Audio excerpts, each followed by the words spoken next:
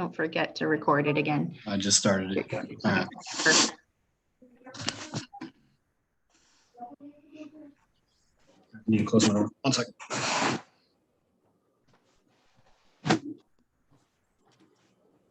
All right. Guess who's back? All right.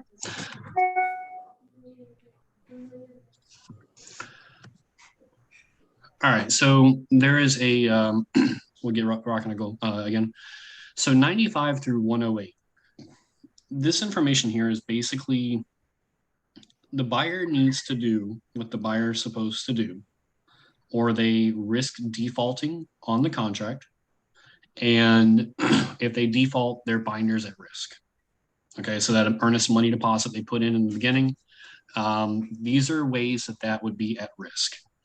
So if the buyer doesn't keep the seller fully informed of the status of their mortgage application, and they don't, continue to execute, disclosures or documents in a timely fashion, or if the buyer doesn't approve loan approval within the, the given time frame, these are ways that the buyer can actually lose their binder. So, I would definitely recommend, some of these areas. It would take me forever to go through the contract and read them line by line for everyone. But what I will say is a FARBAR contract will be sent out to you. I primarily want to go over the areas that need to have things filled in, but definitely make sure that you read through the contract and familiarize yourself with ways to protect your buyer, through lines, 95 through 122. Excuse me. All right, so closing costs. This is the fun part. In the NFAR contract, this is confusing as heck. I'm going to be honest. You're lucky in the FARBAR contract, this is all in here automatically for you. You don't have to select anything. In the NFAR contract, there's about 36 checkboxes that you got to go through and select each one in regards to who is paying for what title charge or what closing fee. The great thing about the FARBAR is, again, it is already spelled out for you. These are standard and customary. You typically don't have to screw with anything here. The only time you're going to put anything here at all, really, is if the buyer chooses the title company for whatever reason, which isn't standard and customary. The seller typically does. But if for some reason the buyer chooses the title company and the seller's okay with it, the owner's policy and charges on line 29 or 129 will switch to be paid by the buyer, typically. Okay, so they're choosing the title company. They pay for the title's insurance, the policy and the charges for that, typically. The only other things you're really ever going to put here is in the other section on line 131 on the opposing side and 141 or 144 on the clear or close side. This is if either side is paying closing costs for the other side. All right, so if your buyer needs a 3% concession, or they need 3% of the purchase price paid towards their closing costs, you would put it on line 131 on the opposing side, seller to pay 3% of the purchase price towards the buyer's closing costs and prepaids. You have to write really small. There's not much room there. But that's where that would go. Other than that, I wouldn't mess with anything. I'd leave it the way it is. Nothing else here needs to be changed. I have a thought. Also, could that line 131 for other be where the seller will pay for a warranty? Is that where yes, it could be there as well. And you could write those if there's not enough room here to put both the home warranty and the in the closing cost assistance. There is an additional terms section later down in the contract where you can write here, see additional terms, and then reference the bottom part where it'll be later in the contract. But again, I don't typically mess with any of this stuff unless, again, home warranty or closing cost assistance. Thank you. Title evidence and insurance. There is a if left blank 15 days, leave it blank. 90% of the time, this is going to be the accurate timeline. This right here will be the title company has that many days before closing to show the buyer that when they purchase the property, clear title will be conveyed to them. So there will not be a cloud on that title. There won't be some sort of lien or judgment against the property that would affect them after they buy it. Very rarely does it happen. I mean, sometimes there'll be like a work, like on some properties I see, there'll be like someone did like a roofing job and forgot to close the permit, right? They just, the handyman or contractor does the work. There's nothing wrong. It can be cleared out and handled easily. But you'll have a roofer, an AC guy goes out and does the work and just, they're so busy, they forget to close out the permit. Really, all you got to do is the title company will say, hey, there's a permit that needs to be closed out. You'll call that company. Hey, you guys did work on 4714 Jamies Road, and you left a permit on the property. I need it closed out. And it's as simple as that. Now, if the buyer or the seller didn't pay, you may have additional issues. But for the most part, they're really easy to clear up. And this is what I was referring to as if the buyer picks the owner or the title company, they pick up that fee. You'll see here 158 is typically the one that's selected. Seller shall designate closing agent. If there's, for whatever reason, in part of the negotiation, the buyer wants to, you select 162, and you see here that it says and pay for owner's policy and charges for closing services. So all right. So in the FARBAR here, they do have a section at 173 that talks about home warranty. At closing, buyer or seller shall pay for a home warranty. So I guess you wouldn't actually put it up in the closing cost section. You would select it here if the buyer wants a home warranty. And is everyone familiar what a home warranty is, what it covers? No, can you explain it, please? Okay. So a home warranty, and they typically run anywhere from $400 to $800, depending on the type of coverage you get. It is basically an insurance plan for the property that covers the new buyer walking into an unknown home. What will happen is, say you get a 210, there's a company called 210 that does a home warranty for $550. And part of their plan is if something happens to any of the mechanical systems, the water heater, the AC, dishwasher, anything mechanical at the property, they will come out and fix it for a service charge. So instead of buying a property and you don't have a home warranty and the AC goes out, and say it's a $500 fix, but if you have a home warranty on it, they'll come out and fix it for $50, right? So it's basically like car insurance for your house. And would that be something we generally recommend our buyer ask for if it's an older home rather than the newer, like, 1990s and older? So I would say, it's kind of scary to think that even homes built in 2005 are now considered old. Because 2005, you look at the mechanical systems are 16 years old now. ACs, water heaters. I mean, the water heaters typically only last about 10 years. AC systems typically have problems at 15 years. Even roofs start to have issues at 20 years. So we get to a point where if a property is older than 2010, I would probably be asking for a home warranty. Now, you got to realize that does eat into the seller's net. Okay, because that's a seller cost that they're paying for. And when you're in a hyper competitive market like you are right now, asking for a home warranty could lose you the contract. I know that sounds silly, but that's kind of where we're at right now. But I don't think it hurts to ask for it. And then if they counter and ask to take it off, just talk to your buyer about it. A lot of homes that are older, you really should stress to have them. There's nothing worse than paying $300,000 for a home, walking in, and you took a chance with the AC. The AC breaks. Now they've got $7,500 cost on top of just buying the home. So good habit to write it in there. Yes. Are they getting accepted right now due to the current market situations? Not so much. The buyer will have the inspection period to also find out about all these things before they finalize on every case. There are underlying issues you didn't see in the showings. Yep. Now on special assessments, these are very rare circumstances. I'll just kind of elaborate a little bit of what this could be. I had a property one time on Ryer Road, which is on a creek, and they had just had the property, or just had the water behind the property dredged. Okay, so they brought a big, basically, they scooped out all the dirt right in the creek behind, and it affected 5 homes. And the way they paid for this was the HOA charged those 5 homes, and it was benefiting because it made their water access deeper. They charged those 5 homes a special assessment. Okay, so they basically shot them a bill for, I think it was like $10,000 each.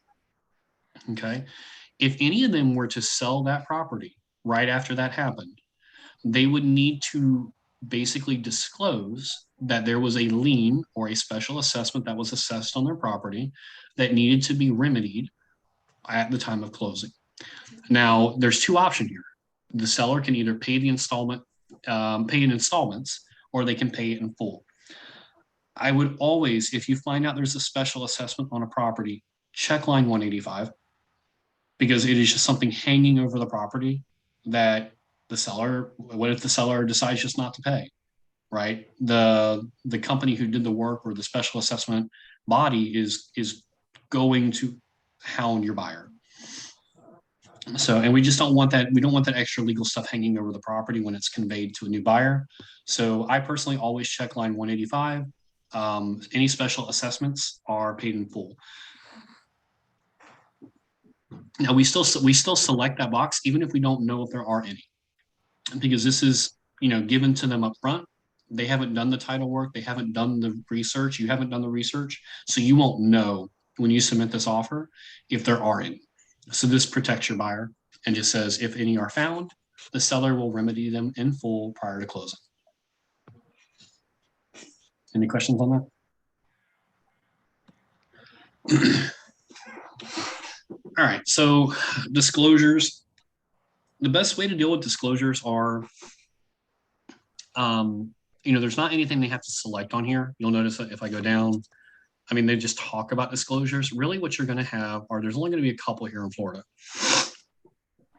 Radon gas is primarily in basements, or homes that have basements. So we don't have basements really here in Florida. So radon gas, I have not filled out a single radon gas disclosure ever. Now, the other disclosures you will run into here are mold. If there's mold in the property, you need to disclose that there's mold in the property, or the seller needs to. Now, all these disclosures, you're going to have to ask the seller if any of these pertain, or they should automatically put them up on MLS. If there are these issues, they should be in the document section, or they should let you know, because it's a requirement for them to disclose it if there is these issues. So they should be volunteering those documents to you when you submit the offer, okay? So if there's mold, they should ask you to fill out a mold disclosure. If it's a flood zone, if the property is located in a flood zone, you'll need to get a disclosure that it's in a flood zone. That'll, obviously increase insurance costs, as you'll need a flood insurance. If there's any energy specific things on the property, like if they have the solar panels or any sort of extra items they've installed in the house, they should be giving you the energy efficiency information on those. If the property is built prior to 1978, you'll have to fill out a lead-based paint disclosure. If it's in an HOA, CDD, you'll have that disclosure as well. FERPTA, again, 8 years, never dealt with this. If it was a foreign investment in real estate property, so you've got someone from Israel or something like that who has bought the property as an investment and now they're selling it, you may have an extra disclosure that you have to fill out. But I have never actually dealt with one of those, so I would not be able to talk intelligent on it. And then the seller's disclosure. The only time you're really never going to have a seller's disclosure is if the property was an investment property, okay, or they never lived there. So like I have a property right now on Playpen for sale. It's a condominium. The seller bought it 8 years ago, used it from the very beginning as an investment home. And so she has no knowledge of the property, right? So she has no idea if it's ever, she may have heard things from the tenant, but she hasn't seen them herself or verified them herself or experienced them herself. So she is not required or obligated to fill out a seller's disclosure, only if they've actually lived in the property. On Sky Slope for documents, they have a spot, you need to have the seller's disclosure. It'll be signed by the seller and your buyer. But if there is no seller's disclosure, you're supposed to have a non-occupancy disclosure that you can find in SkySlope, or I can hand it to you. So it's one or the other. I will say though, in Florida, it is not a state law to have a seller's disclosure. Okay, so if you have a seller, even if they live there and they just say, you know what, I'm not filling out one, they have that right to say that. Okay, now I would strongly caution your buyer that there may be an issue there if they're refusing to fill out a seller's disclosure. But it is not a a mandatory thing for a seller to fill out a seller's disclosure. So just keep that in mind.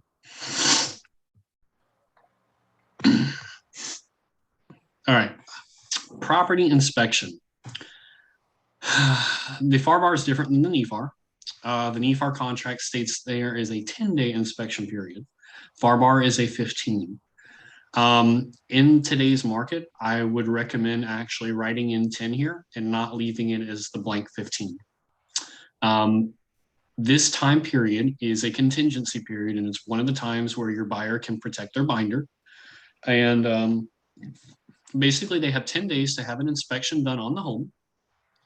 And then during that period as well, for the inspection report to be conveyed to the buyer and for you to write up a formal repair and replacement agreement, okay, or a repair request. All of that needs to be done within 10 days. So you can't wait until day 8 to request an inspection on the property. So like I had a gentleman, one of the other new agents within the organization today actually called me and said he had an offer accepted. And he said, you know, what's my next step? And the very first thing I told him was order the inspection. It needs to be ordered right away. So if you do not have a, an inspection guy already, picked out, I would definitely try to, have lunch or go talk to an inspector and have one at the ready to call immediately as soon as you get a property under contract. So the time frame within this is you have from day 1 of execution till day 10 to get all that done. The seller has 3 days to respond to you. Okay, so if you submit your inspection report on day 10 with your request, they have 3 days to respond or ask for additional time to respond. All right. Anyone got any questions on that? So that would be the repair. Go ahead. I'm sorry? Who has 3 days to respond? The seller. Okay. Yeah, so once you and your buyer submit an offer or submit a request to the seller, they've got 3 days to respond to that request. They can either respond by saying, yes, we'll do it. No, we won't. They submit a counter to you on the repairs, or they'll say, we need additional time to agree or disagree, to figure out what we're doing. Okay. Yeah, so the inspection is going to come back and it'll be a printed list emailed to you, and you'll be able to go through it with the buyer. And then they could be just simple things, or they could say this AC is about to go. You need that replaced. There could be wood rot. There's just tons of things that come back. Some are minor and some will say like red flag, they need to be done. And you discuss that long list with the buyer, and then you formulate this repair and replace agreement. And you ask the seller, these are the things that are glaring. These are the things we'd like. And you have this negotiation period again. Yeah. Now, I will say that if you have an extensive list that you send over, I would urge your buyer to work with them on the timing a little bit on their response back to you. Because, I mean, if you submit me a list of 15 repairs and they're all electrical and wood rot, I mean, I may not know if I can even afford to do the repairs. I need to get a handyman or an electrician out there to give me an estimate on the cost of them. So I would just be a little lenient with, with the response time frame there.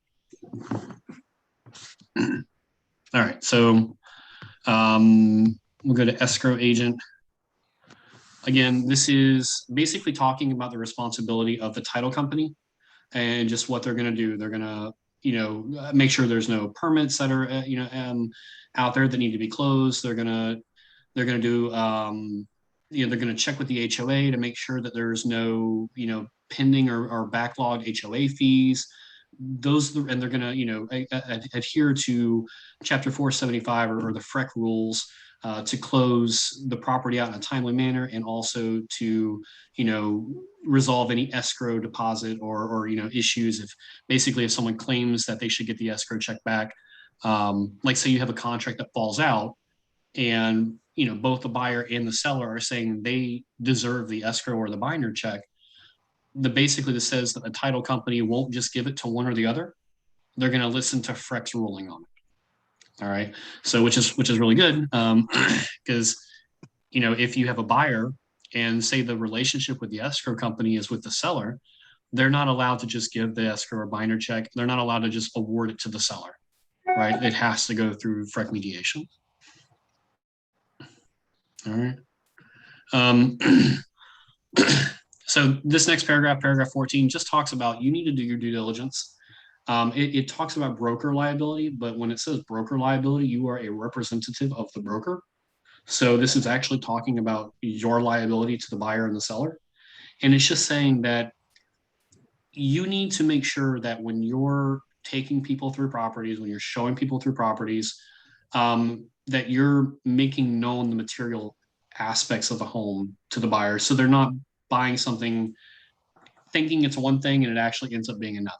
So you need to verify the square footage, you need to verify the property condition, the flood zone. Like you just need to inform your buyer so they're not making a decision with missing information. All right. Now, I'll be honest, you can't really get in trouble for this, because it does say in here that, the buyer agrees to rely solely on seller, professional inspectors, and government agencies for verification of all that.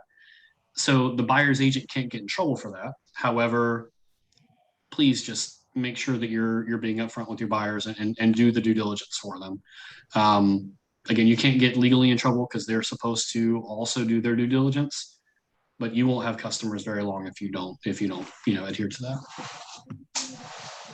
I know, but I know. If he gets here, just, man,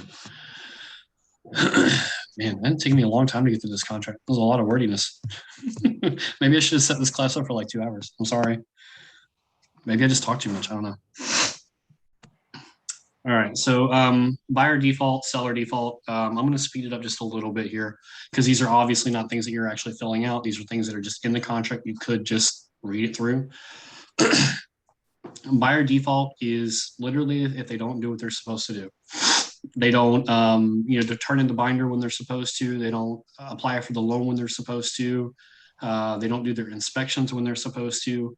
When they default, they lose their binder. Okay. So if they're not doing what they're supposed to do, they can lose the binder. Seller default, kind of the same thing. If they don't allow access to the property in a timely manner for inspections, if they don't provide clear title, the seller can default. And it's a little different from a seller default because there's no binder at risk for the seller. But what can happen is the buyer can actually put a lien on the property where the seller can't sell it to anyone else other than that binder or buyer, if the seller just decides to walk away from the contract, right? Because it's both parties are supposed to be protected. It's a binding contract between the two parties, so both parties can actually be in default. And that's the buyer's resolution for default, is to basically put a lien on it and say, you can't sell it to anyone other than me. I'm going to be honest, I'm going to kind of skip past this stuff. I'm going to send this out to you guys, and please just read over the dispute resolution, title evidence, title examination.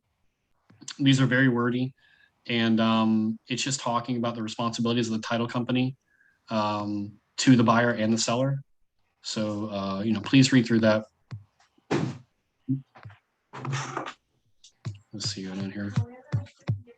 Prorations, credits. Really, there's not much else you're filling out. I'll be honest, the main parts that you as a buyer's agent need to fill out are the first 2 pages. When you talk about the purchase, or the 2 parties involved, the tax information, and then the closing costs and any personal property on the home. Those are your main sections that you're going to need to fill out.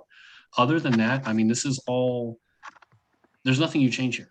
This is all predetermined, preset, and you don't really mess with it, to be honest. Kind of skip through here a little bit. All right. So remember earlier in the contract on the closing costs, I said that you could add additional stuff into it. This is where you would do it in the FARBAR on page 11. Anything that was too wordy to write anywhere else, you would just simply transpose it into 571 through 587. And this can be anything from there needing to be a lease back on the property, if there's extra sheds on the home that you need to convey, like if they have storage sheds in the back and you want them to stay, or if you want, like one time I had a buyer who asked for the chickens at the property. Yeah, I had a home out in off of State Road 213 out in the country where there was 2 chickens, and the buyer asked for both chickens to convey, and the seller countered and said that if one of the chickens dies prior to closing, they would not replace them.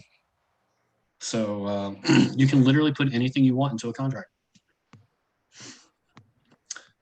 But any additional terms, if there was like a carpet repair or replacement, or like a credit or an allowance, anything would go into this section here.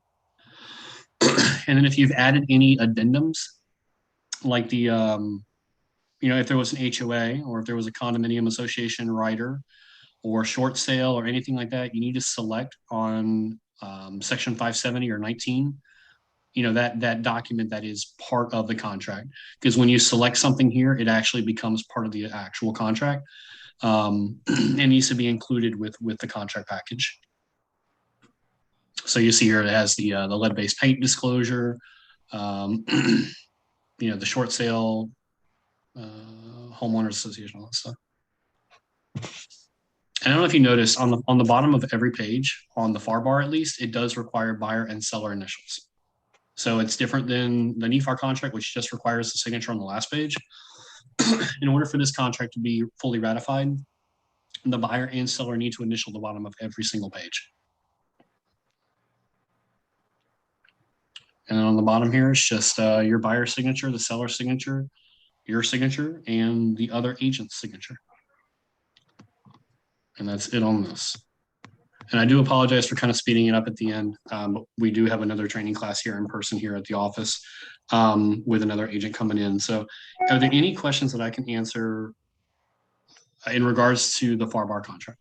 Anything that you guys feel lost on, need further clarification on? This was very good. Recorded, right? It was recorded, yep. All right. Y'all are so quiet today. Have y'all had your coffee? Like, are we awake? Joe, No, are you we're awake? trying to learn. So I will, since I have you guys here real quick before he gets here, we are going to be having, we're changing up the way a little bit. We're going to be doing classes. I'm actually going to be formulating a new agent, basically like an Ignite type of class. It'll be for 2 hours a day, every day of the week. And I will be in the training room. It'll be in person and streamed. So if you're not here locally, it'll be streamed as well. And it'll be revolving every week. It'll be the same thing each week. Okay, so it'll be like on day 1, it'll be purchase and sale agreement, listing agreements. Day 2 will be KV Core Sky Slope. Day 3, and it'll go through and it'll be basically a blunt, just straightforward training for every day, 2 hours a day. And no matter when an agent joins on a Thursday or a Monday or a Wednesday, they can plug into the next week's training and go directly into it, okay? And if you need to attend 2 weeks in a row, absolutely. Just come in and however much refresher you need. So we'll be doing that starting, it'll probably be next week when we'll start on Monday, and we're just going to rock and roll with it. So training will always be going. We'll figure out what time block it's going to be in, but it will all be recorded like this as well. Perfect. Perfect. Thank you, Tris. Thank you. Yeah, All right. I appreciate it. Yep. So I will get this up on the Facebook group probably later this evening. And the schedule will go out probably Thursday or Friday for the classes starting next week. Awesome. Great. Hey, thank you everyone for showing up. It's No awesome problem. that we had the same amount of participants when you opened the meeting back up. I think that's awesome. Yep. Apparently I'm not that boring to put you guys to sleep. Everyone still looks like they're awake. But I do appreciate y'all logging on. And if you have any questions outside the class, please text, call me. You got my number. I'm available. Reach out and I'll be more than happy to help. Okay, thank you so much. All right. Talk to you guys later. All right. Y'all have a great day. Y'all Later. have a good one. Thank you.